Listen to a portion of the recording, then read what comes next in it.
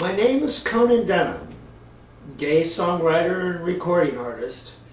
In the late part of 1993, I was coming to another crossroads in life, and the recording, performing, and the bicycle shop, they were just to be a thing of the past, I guess. I realized that at the time. I began reflecting upon all the friends I'd lost over the years, beginning in 1979, to the AIDS epidemic. And the first one was one of my best friends, Johnny Fawn. I stood by his bedside at a hospital and watched day by day, over a month, as he slowly and painfully slipped away. And the doctors, they just kind of shook their heads and said they had no idea of what had destroyed his body. And it wouldn't be until several years later that AIDS was discovered to be the culprit. But over the years, there was many others I had lost also. John Simonson, my bass player who traveled with me to New York, and I had known for a long time, he succumbed to AIDS, and that was heartbreaking. And the videos that you see at these old concerts of ours, those were shot by a wonderful friend, Eddie Van, who was our videographer and camera person. Back in the late 70s and 80s, you had to have a very strong person to go with you with that VHS equipment, because each battery weighed 40 pounds. So if you took 3 batteries with you on a shoot, somebody had to carry 120 pounds. It was very difficult, but Eddie Van was wonderful. And the result was those memories I still have today, thanks to Eddie. Eddie Van also suffered a long, painful ending to his life. And I began reflecting on all that. And by the time as I'd watched more and more of my friends dying of the same disease, I started beginning to realize my own mortality, and I kind of decided that the music, the hoopla, and the bike shop, they were not fulfilling what I really needed. And I realized later on that this is a common condition with mankind. It kind of begins at birth, when we focus selfishly upon our own personal wants and needs. I mean, just look at babies and young children. It's obviously about us. Well, as we grow older, the condition doesn't really change too much for many of us. But we become kind of more clever in how we cover it up in our social ways and mores.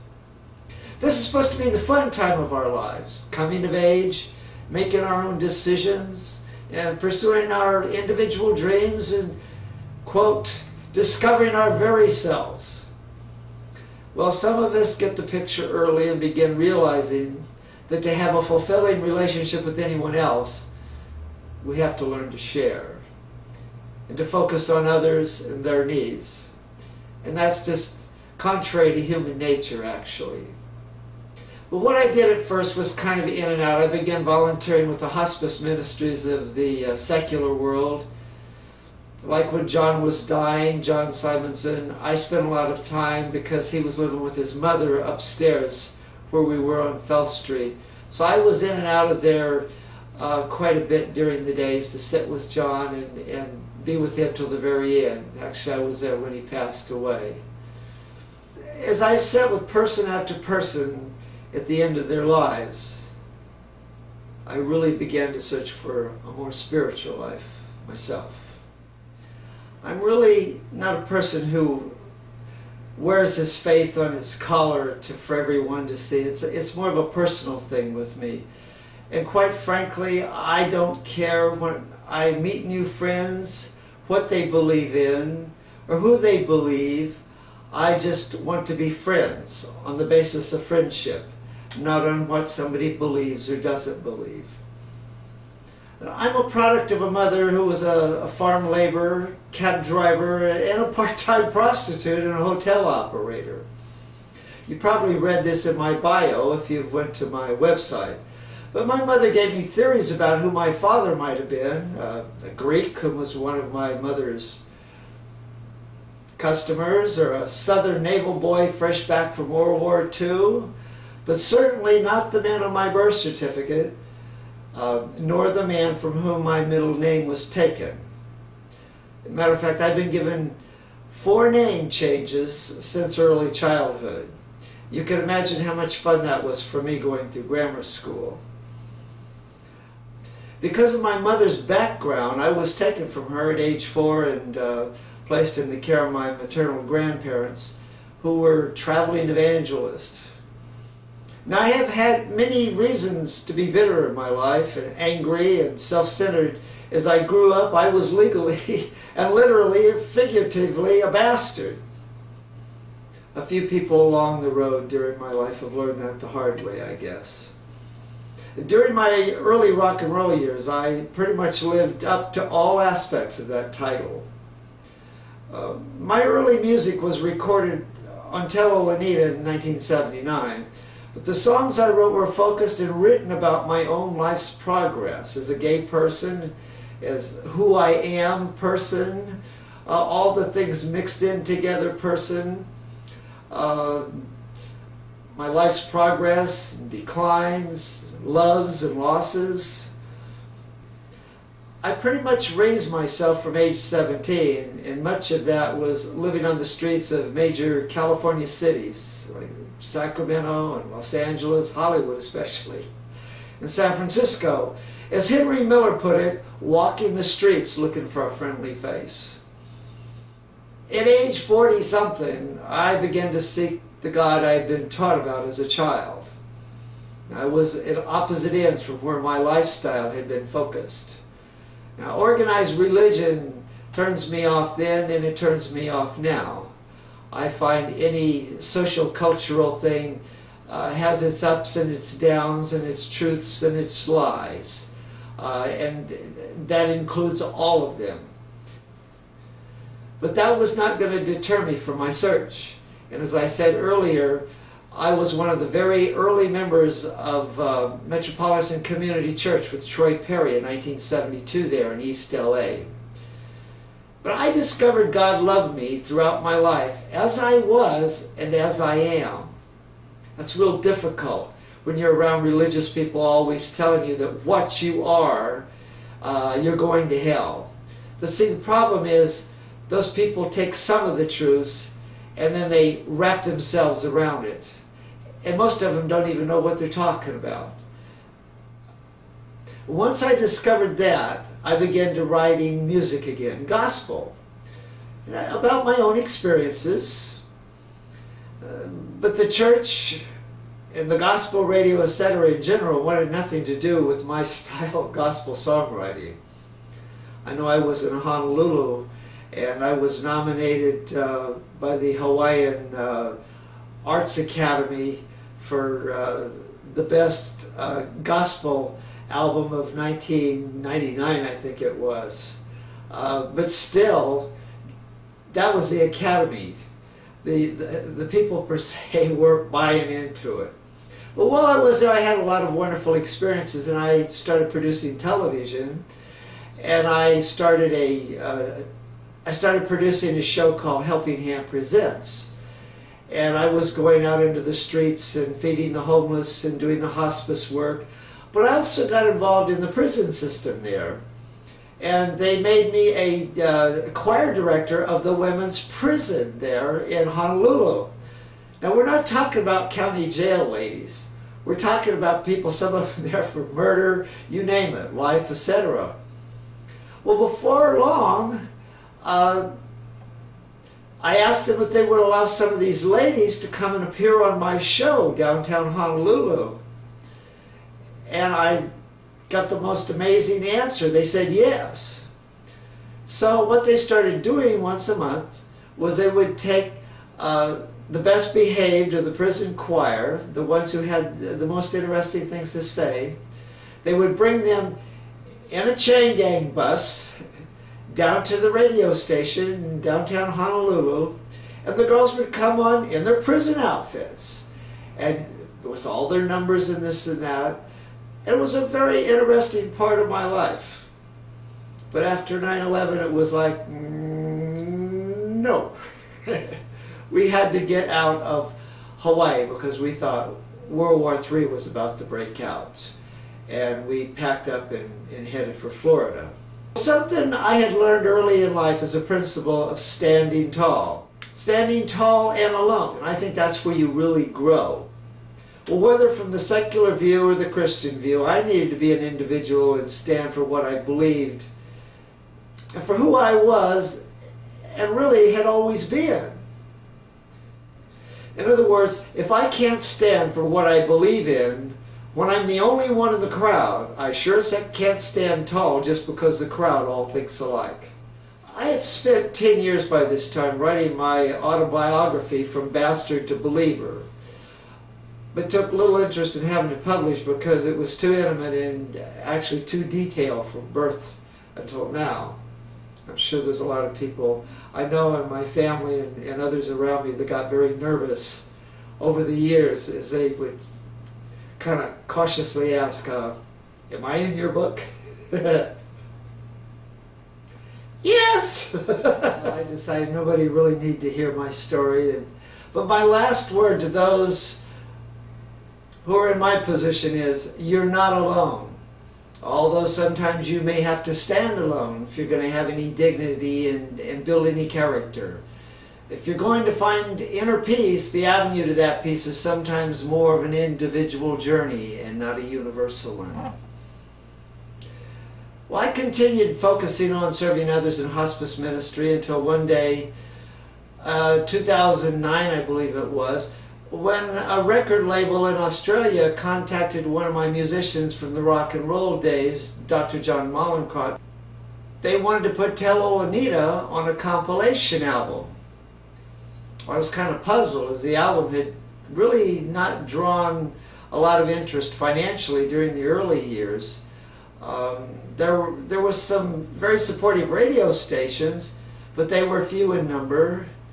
And the opportunities, as I said before, to make a living playing in gay bars, in reality is very small. But when I went to the internet and I discovered 4 pages in Google focusing on the album and myself, I was kind of shocked actually, particularly with the price they were asking. I think it was $130 on one thing. And I thought, well, you know, a few years after that was done, we used to go out to the levee in Sacramento and throw it out in the hunting area and use it for target practice. You know, I kind of felt that it actually, financially, it was a failure.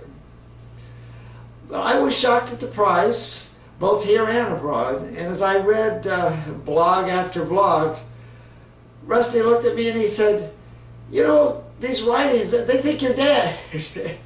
Quote, he was a great songwriter, he was a terrible singer, he was a nutcase, on and on and on and on. So I got all excited again and I sat down and wrote a song called 3 on a Dime, telling those who wanted to hear, I'm not dead. I recorded it in my living room and put it out on YouTube and began contacting all of the gay stations that I'd known in the past, plus a million new ones that had developed over the years. And people were asking for copies of the new music. Friends from California began encouraging me to take the recordings that I had made and set on over the years and put them on a CD. And other friends began to put the different parts into place to make this happen. It was called Conan's Back. But my music, it's basically my autobiography. I write the songs about the situation at hand, and then I decide what genre it'll fall into, whether it's big band, rock and roll, country, reggae, gospel, blues. I really don't have any one style. The genre usually fits the mood of that song. And I think that was a lot of complaints on Tell Ol' Anita. They said it went from rock and roll to this to that. And when Tell Ol' Anita come out, a disco was really the fashion.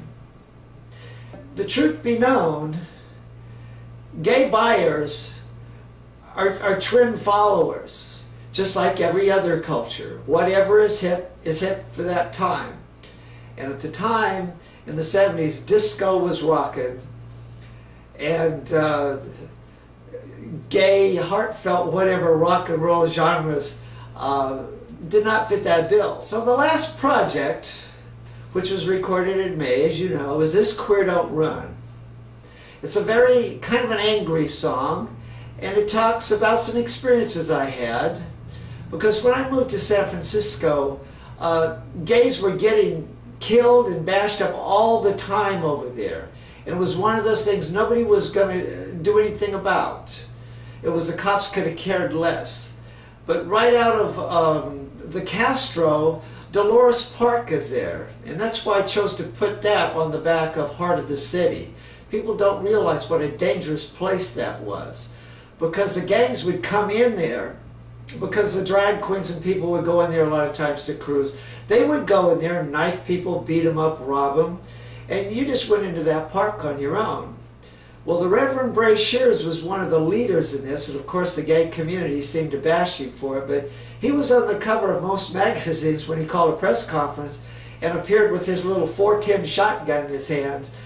He had formed the Purple Panthers, I think it was, or the Lavender Panthers. And what it was supposedly, and it was, a certain type of vigilante group. They were going out and they were decided nobody would stop this, they were going to do something about it. So what they started doing was going into Dolores Park on Friday and Saturdays. They had walkie-talkies, and they also had mace and billy clubs. And what they would do is they would hide in the bushes, and drag queens would come through, and you know, here come the gang members after them. Well, they would get them in there, they would spray them and beat the heck out of them. And that seemed to stop a lot of it. Well, having lived in most of the major ghettos during my life, from Los Angeles to Hollywood to Oakland, San Francisco ghettos, even Oak Park was a ghetto in the 60s up in Sacramento. If you're going to survive there, you better be able to protect yourself, because the police are there to clean up the mess and take a report. So I learned early in life, if you're going to go out at night, whether it's with pepper spray or whatever in these cities, you need to be able to protect yourself, or you're going to end up with the rest of the statistics for the weekend. But one night, my landlady had told me her dog had got out, and it was probably around 2 in the morning. Now, Fillmore is a very dangerous area where we were living there. And I put my pistol underneath my coat and I headed up to the street around, headed back up the hill, and I got about halfway up Hayes Street, Hayes and Fillmore right above it, and I looked back and I glanced back, and here come 3 young gang members with clubs in their hand. I had no time to think about it, because 2 of them were coming across from my left to get in front of me, as one came up behind me, and he took a swing at my derby, and as I went down, he knocked off the derby. As I come up, I had a gun right under his chin. Now, I wasn't no hero, trust me, I was scared to death. Well, the other 2 ran off, and he was just like, whoa, no, no, no, no, no, and I says, I couldn't believe it. Well, the whole thing passed.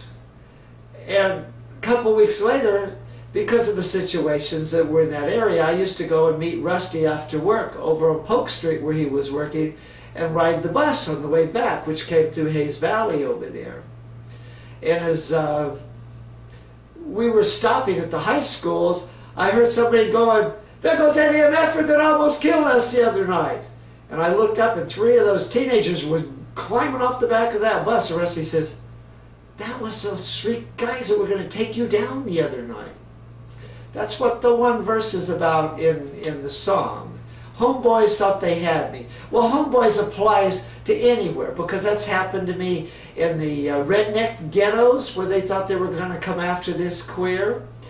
And it's happened all over in ghettos where I've been. But I learned how to take care of myself. And I learned that from my grandfather, who talked to me about standing tall and doing what's right. But don't let nobody do you wrong. So, once again, I say God bless, and I hope you enjoy the show. Because we believe there's a peace profound that heals and conceals in the sacred grounds, where The saints are singing praise, sins are washed away out of the night into the light of day. By faith we stand as believers, and by grace we're saved from all harm. By the blood our sins are forgiven. Our home is in heaven afar.